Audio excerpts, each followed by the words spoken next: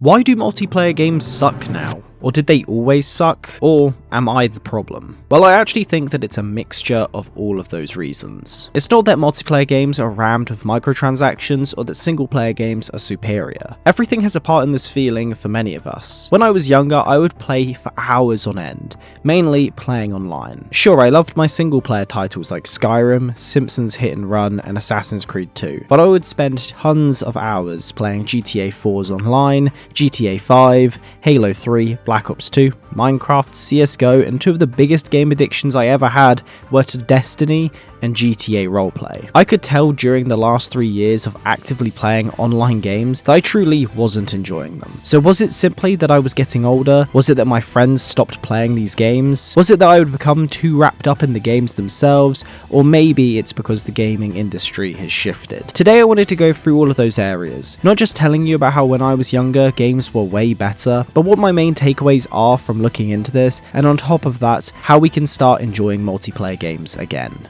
So let's sit down, grab a cup of tea, and let's discuss why multiplayer games seem to suck now. Just before we actually jump into this video, if you want to join a community of like-minded people, then make sure to come join the Exiled Ones Discord. And if you enjoy watching video essay content like this about games and gaming topics, then make sure to hit the subscribe button, and whilst you're down there, the like button would be absolutely lovely. Lastly though, if you do want to support the channel any further, make sure to go check out the Patreon. You get early access to videos like these, behind the scenes of how I go about making the videos, and you can give me your thoughts on future content. Now though, let's jump into the issues that you probably face if you're watching this video. Let's begin back at the first major online gaming addiction that I had, which was Club Penguin. I know, Club Penguin, absolutely a meme of a game. However, when I was younger, I would play it all the time. It was one of the first times that I experienced the online gaming world, and it was definitely addictive for the young kid that I was. I remember doing all of the martial arts stuff in that game and getting so addicted to like the secret agent side of the game that I would begin to just see the game in my head when I would close my eyes when being dropped off at school. I really enjoyed playing the game, but eventually I would start to grow up slowly and move on to the likes of the blocky world of Minecraft. I had this massive Samsung laptop that I was playing the older versions of the game on. I'm not sure exactly which versions of Minecraft I was playing, but I know that it was before the release of the game. I think it was around, I would say 2009, 2010, but it was before the game's official release. I would mainly play by myself, and the reason that I'm mentioning that is that my main interaction online with many other players wasn't actually online. Most of my co-op time was related with friends sitting next to them, and we would just be playing single player Minecraft together and chatting whilst we did it. It was a massively enjoyable experience, which eventually led to us loving the version on the Xbox 360. However, I am jumping ahead of myself slightly. This is where I'd say true gaming addiction started for me. When I got a hold of the 360, I found myself playing more than I had ever done in the past. First game that me and my friends got massively into was Halo 3, and eventually the likes of GTA 4. We would go around trying to get the Sultan RS in that really back alley location so that we could drift around the Liberty City airport, and we'd end up being stuck on the same level for absolutely ages on Halo 3. Minecraft and Black Ops 2 were then the next two games that I would say we absolutely loved. The only time I've ever hit Prestige Master was within Black Ops 2. That game had me aiming for diamond camo in every single section. Sadly though, I've never had the same love for any of the Call of Duties since. When we would play online for Call of Duty, I'd spend so much of my time either in two maps, either in town so that I could try and get as high around as possible, or Mob of the Dead, because I honestly just think that map is superb. Minecraft, however, on the 360 is quite literally the best time to play. Instead of jumping into the servers that were already crafted for you that you could play all of these different game modes on, you just jumped into each other's worlds and had a good time. Something about playing Minecraft at that point was incredibly special. Or maybe it was just nostalgia, however, I absolutely loved that point of time. We would make some of the least aesthetically pleasing houses, but simply put, it was simple and fun. Even though I've mentioned the word addiction multiple times in this video, I'm going to actually make a video in the future about gaming addiction. So yeah, if you do feel like you have that or struggle with it in any way, then please send me a message on Discord, because I'd love to get some thoughts.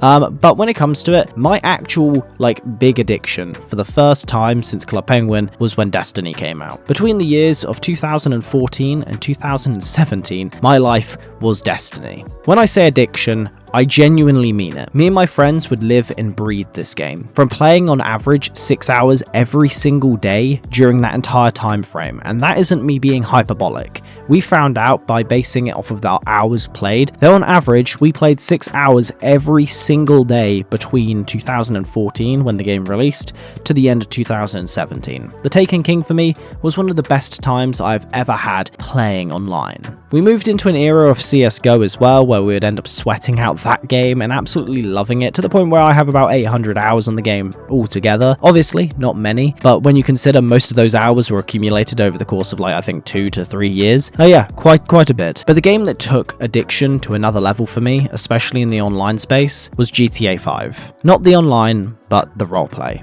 as it literally became my life. I'll be getting into exactly what I mean by that in a bit when it comes to different parts of my multiplayer experience and so on, to actually dive deep into it. But first, we need to just go through the basics. And I'll get into those exact reasons as to why I'm saying that in a moment. This game was probably the game that ruined a lot of multiplayer experiences for me. I loved playing OG Fortnite, PUBG, and even Warzone eventually, but the game I came back to between the years of 2018 to 2021 was GTA Roleplay, and I would rather play that for such a long time that I would genuinely put it down to the definition of addiction. When games start to impede onto your actual life in a way that is taking away from your real life, then you start walking into territories of genuine addiction. This version of GTA for me was on another level of what I had experienced with the likes of Destiny, and I will go into that in a bit. However, two things did exist during that entire time. One of them I didn't mention, one of them I've mentioned a few times. Addiction, but I'm going to label it under obsession, and then also anger. This for me is a rather personal part of the hobby of games for me, and I think it would be helpful to talk about it so that others can either learn more, or you can just feel as if you're not the only one who does it. Destiny and GTA RP would connect a lot to one another. However, the whole time while playing all of these online games, anger was a big element which still exists today. The reason that it ends up creeping in pretty much every single game that I play is that I'll become relatively decent at it, and I start taking it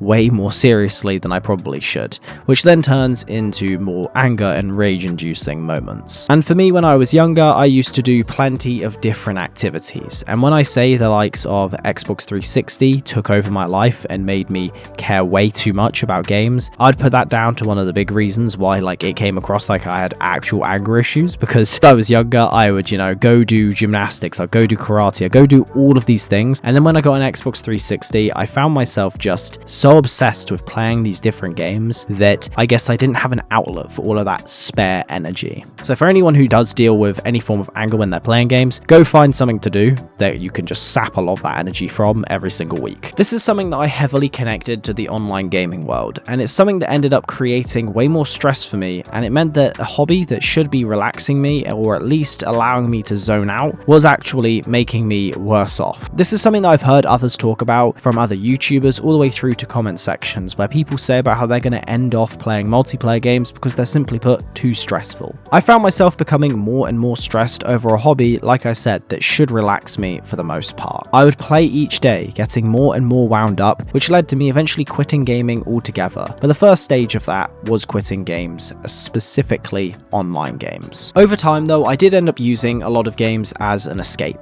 When I was younger, it was in a way a safe space for me, where I'd just be able to find myself just disconnected from life and have a little bit of a debrief whilst getting incredibly wound up when playing in a game of ranked CSGO. Skyrim is a massive example, even to this day, that I intend to mod up the game in preparation for anything drastic to happen, just so that I have something to go and disconnect to. The only games outside of Skyrim that have done this for me is the likes of the Assassin's Creed titles, and very recently Red Dead Redemption 2. It was the first game in ages that allowed me just to disconnect from everything and, let myself not have to think about every single type of stress and just enjoy the single player life. However, it did end up leading to a form of single-player elitist beliefs, which is something that I also want to touch on. I believe we can all understand this, which is this idea that you start to back away from multiplayer games and you head towards either quitting or just diving into the stories you end up loving. It becomes a form of elitist thinking, especially in the world of games, and if I'm honest, I don't actually believe it's true. I love my single-player titles,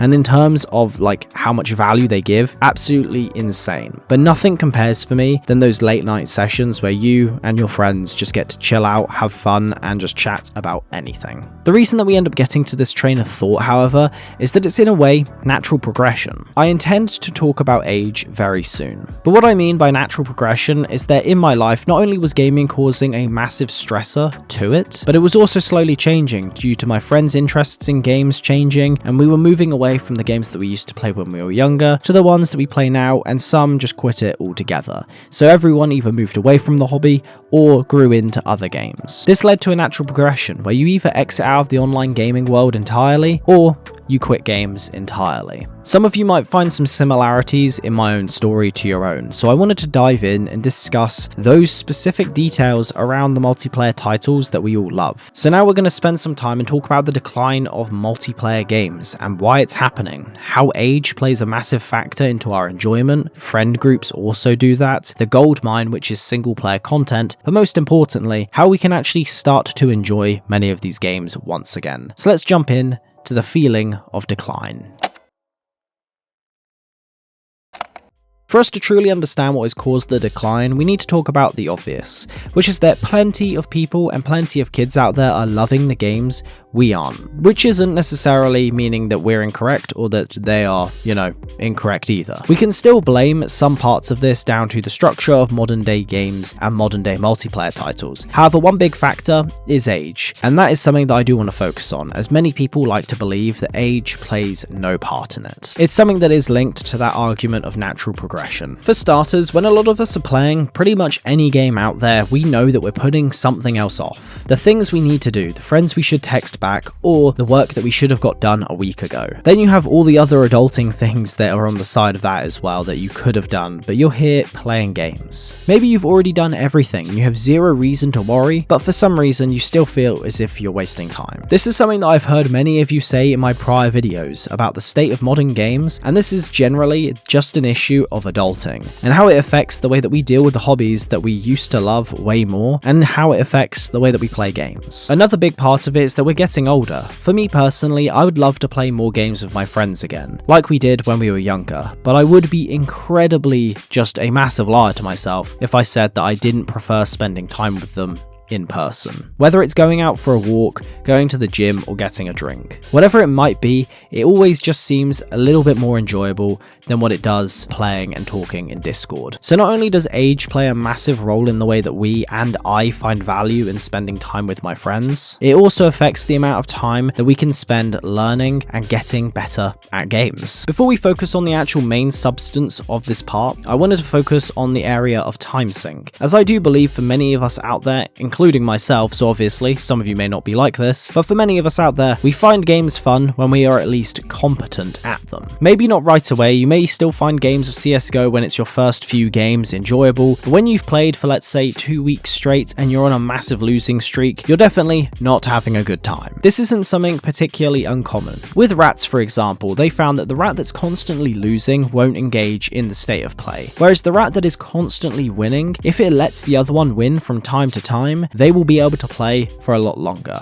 It's a win-win for both sides, and it means that both rats continue to be able to play, and the losing rat at least feels like it has a chance every now and again. The same can be said for gamers. It's something that is linked heavily to the likes of gambling and social media, games and whatnot all utilize the same practice, which is this idea that if you're losing constantly, let's say you lose 19 games in a row, or within gambling you lose 19 times, you've lost a ton of money or time. But that 20th time, you end up winning some money, or you end up winning that game, and now you feel like you're on a comeback, and now you will end up diving back into it. In games, we definitely see this with a good amount of the games that make us feel like, we need to become as good as we can so that we can get that dopamine hit of winning each time. When we were younger, we would spend hours upon hours playing games. Most likely, you weren't actually that amazing, but you were good enough that you could enjoy it. And then when you were entering into your later teenage years and heading towards 18, you end up finding yourself wanting to be better than the average player. And you end up probably becoming becoming way better than the average player, and this is because you have way more time on your hands, and it means that you can dominate in every single moment of the game. I wouldn't be surprised if something along the lines of this was what also played a big factor into it, is that when you're younger, when you're being completely, destroyed by other players, you can use the excuse of, we're kids, of course the adults are completely destroying us. Whereas when you are an adult, you can't really use that excuse anymore, and it starts to feel a bit worse on you if they're completely destroying you. This is something that's definitely changed a lot of the way that people view games, and we're going to talk about this idea of now versus then, and more in particular as well, how kids are becoming way more competitive at multiplayer games. This brings us to the idea of now versus then. One of the biggest arguments you're going to hear about why online gaming has changed is that everyone just takes it too seriously now, and that everyone views an online game as competitive, and I'm inclined to agree for the most part. Again, this could be biased. When I think about the older people that I used to play against when I was far younger, obviously there was a seriousness to it. However, everything just seemed like having good fun. But now everything seems like every single person wants to be as good as possible, so they can either go pro or become some content creator, or simply put, they can get an epic clip to show their friends and prove that they're better than them. This is the sort of issue that people have had in the modern space, specifically around online games. You just wanted to jump into a game of Fortnite with your friends, have some fun, but you find yourself getting killed within just a few minutes against a load of 15-year-olds who have spent 8 hours every single day playing this game. Obviously, because I'm absolutely amazing at games, this doesn't happen to me. Very rarely. That's just the truth, okay? This is definitely just a load of cope though, as I've noticed that this has become worse and worse over the years. With my only theory around the idea of how men in particular find validation from being good at something. When you're one of the best players in the lobby, not only do you get massively high praises from your friends, but also the random people that are in your lobby. And when it comes to real life, especially when you're a lot younger, most guys don't have typically many other ways of measuring success outside of some form of sports or competition sort of thing. So that's where gaming would come in, or just general social status. Even though this may sound kind of stupid, but I do genuinely believe, due to the way that many boys, especially when you're a lot younger, view yourself as being impressive, does play a massive role into the way that kids view games and how they view being good at a game, even if it's a subconscious thing. But then again, that's just a theory. A game theory! GG, MatPat, for your retirement. It's going to be sad seeing you no longer uploading. But yeah, in general, when it comes to the actual world of gaming and online gaming, I do believe that we've seen this hyper competition-esque style grow over the years that when I was younger never really felt like it was there to the degree that it is at now. So with games becoming more competitive, the seriousness of them starts to kick in. Competitive gaming has been a thing for years now. However, the amount of people who want to be good at them, especially when they were younger because they want to only play games for a living, is the underlying reason, in my opinion, as to why this has changed, especially in the landscape of the online world. When we live in a world where if you go absolutely beast mode in a game, you can find yourself on the top of a subreddit, or you can get a load of love from strangers online on YouTube or TikTok, it can make you feel as if you are one of like the highest status players ever alive. Streamers, creators, and the overall change in one area in particular has caused the online gaming space to become hyper competitive in a way that makes it incredibly dull to play when you start your adult life, as you don't have every waking minute anymore to spend playing games. Now, this isn't me actually trash talking kids, because I think a lot of people view that kind of as, trash talking kids. Honestly, as long as you're doing well in like every other aspect of life, you're doing well socially, you're doing well in school, you're doing well just generally in your fitness, everything like that. Honestly, the free time you have, go ahead, play games. I would much rather my kids be playing games in their spare time than doing plenty of other things that I'm very aware of that like some of my friends used to do. The other reason that I didn't mention is that games have become better than ever at keeping people engaged to play. Even though games were definitely very addictive for the young mind that I was growing up, we didn't have the likes of Fortnite, where you have the tons of bright, flashy colours that are all over your display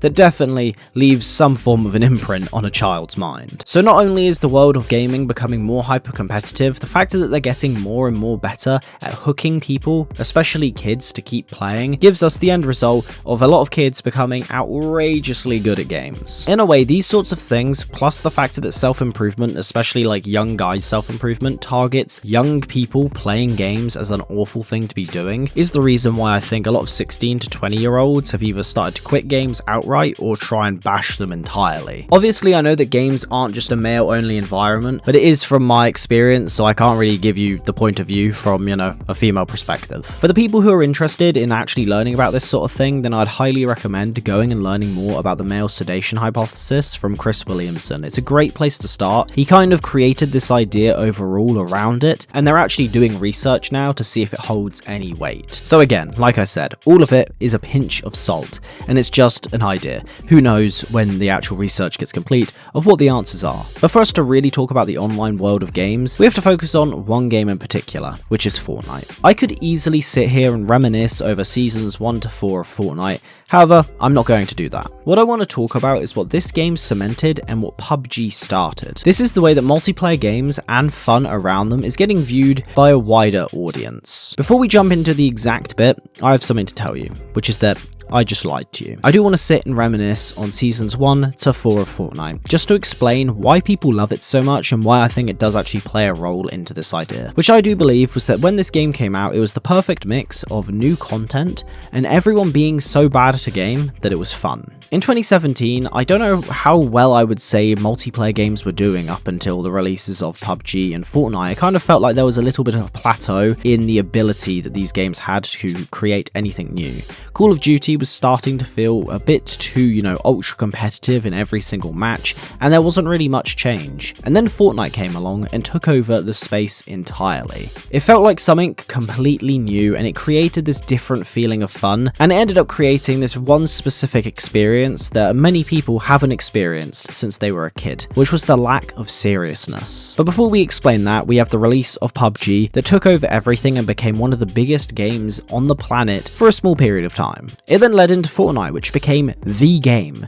Not just a game to play, but the game to play. We used to have tons of options like Halo, COD, CSGO, Rainbow Six, and plenty others out there. And then it became only one, which was Fortnite. Not because we didn't still have those choices of games to play, but because everyone was playing it. This is a part of a hype cycle, which is something that is heavily underestimated. I mentioned in a prior video that as much as I am pro waiting for reviews of a game before you decide to purchase it, I am also massively aware of how much people do love that feeling of being a part of a community and hype cycle, and Fortnite capitalized on it massively. It changed us from being hyped for a new release to what can actually beat Fortnite, which didn't actually happen for a long time. We saw the likes of Apex try and make its rise up, but it didn't make enough of a dent to really go up against the game. We saw GTA roleplay make a massive rise, and it was great fun, especially having loads of people to talk to and play with who got involved, but again, it didn't stay afloat long enough to make an actual dent. The only game that has truly given Fortnite a run for its money was Warzone. It was released at the perfect time. It was a game that nobody could have predicted that Activision would have dropped the most fun battle royale right at the beginning of a worldwide pandemic. The dominance of Warzone stayed for a time, however it didn't have the long-term impact that it could have had due to neglect. But there was one last game that definitely gave Fortnite a run for its money, which was Among Us, which was the last game to truly leave any form of an impact.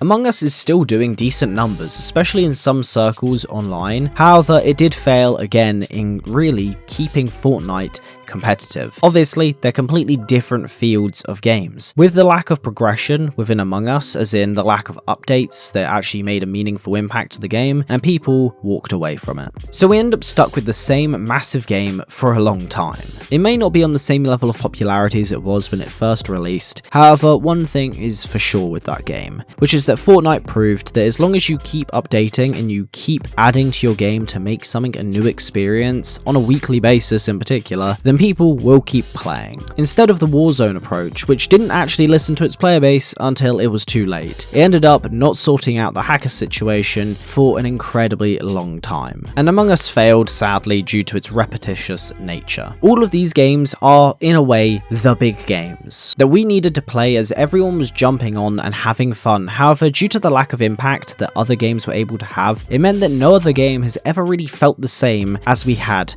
with the release of Fortnite. Hype is definitely a massive issue for online gaming, however it's also one of the biggest benefits. It allows people to feel amazing and as if they are a part of a community, but when it fades and nothing takes its place, one area of gaming is still available to play, doesn't require any hype and other players to enjoy. Which now brings me to the gold mine of single player games.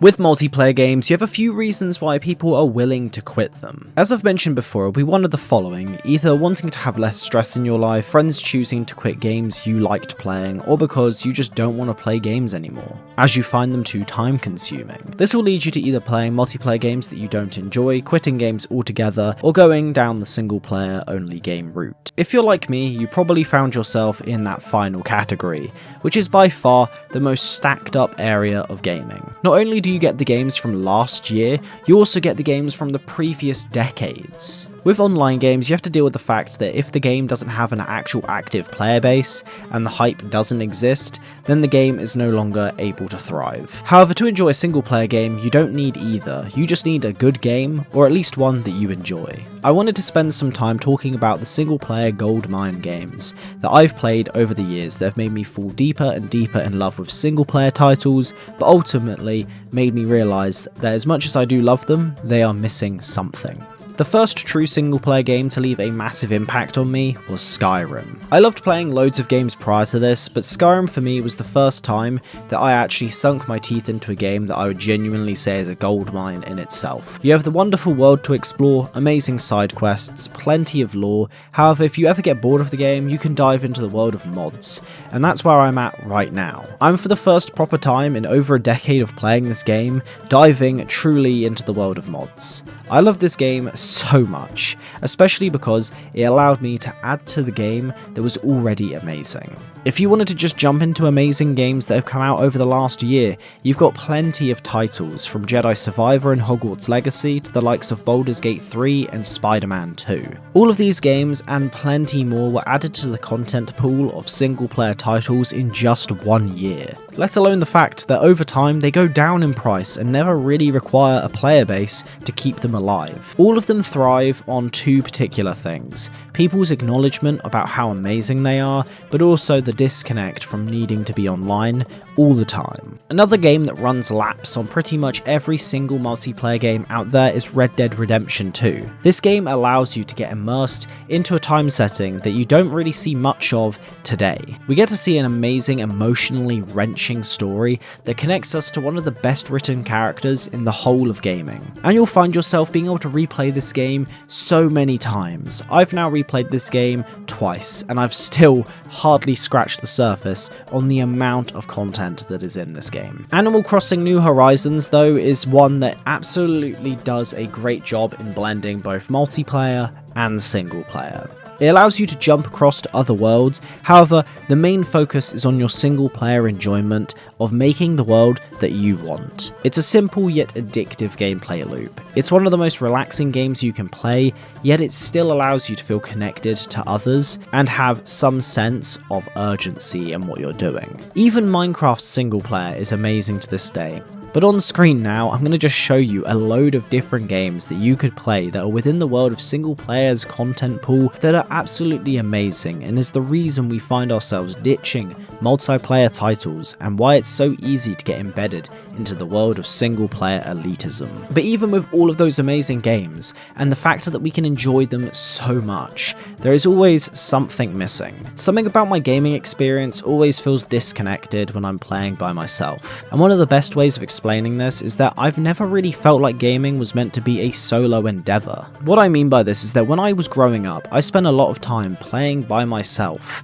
However, the games that I was playing, even single player, I would do with others. Whether it was us sat in an Xbox party chat whilst we were both playing Skyrim, or when my sister was playing something like Metal Gear Sons of Liberty and then we would take turns. It always felt as if there was a level of connection that even in those single player moments, let's say like Halo's campaign, me and my friend would sit there on the couch playing it split screen. Single player titles are amazing, but even those games feel even better when you feel as if you're part of a community of people who get to share your experiences of those games with one another, whether it's through the likes of YouTube, through forums, through chats with your friends. For example, I absolutely adore Skyrim, and it's one of my favourite games, but my best memory I have of this game is the amount of times me and my friend would spend walking up the hill to school just talking about the lore, the world, our adventures within it. It allows us to connect to something that we can both experience in our own way, but are able to connect to it due to our sheer love of the game. When I was disconnecting from multiplayer games, I was disconnecting from those communities,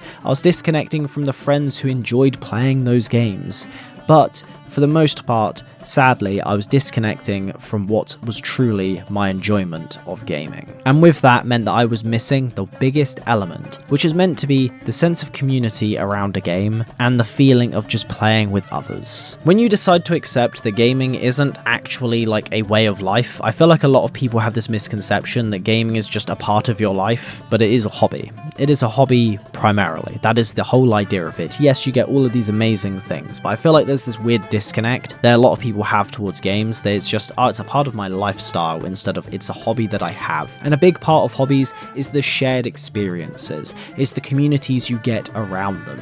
Whether you're getting into kickboxing, you're getting into golf, tennis, going to the gym, reading, watching movies, doing photography, whatever it might be, all of those experiences are at their peak when they are done with others.